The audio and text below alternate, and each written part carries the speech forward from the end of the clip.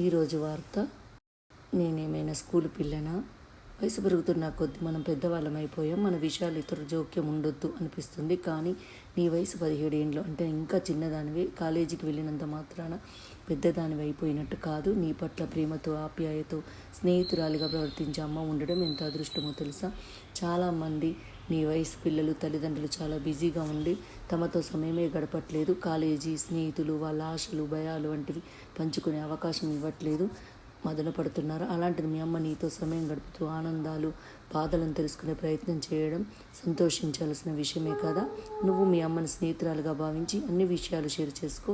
మంచి విషయాలైతే అభినందిస్తారు. ఏవైనా ఇబ్బందులుంటే తన అనుభవాలను బట్టి నీకు చక్కని సలహాలు ఇస్తారు. కాదు, ఎన్నో సంఘటనలు జరుగుతున్నాయి. నీ పట్ల ఆందోళన అయి ఉండొచ్చు. అమ్మ మనసు కదా, ఆందోళన సహజమే. కాబట్టి కాస్త సానుకూలంగా ఆలోచించు. అమ్మ మనసు నీకే అర్థమవుతుంది.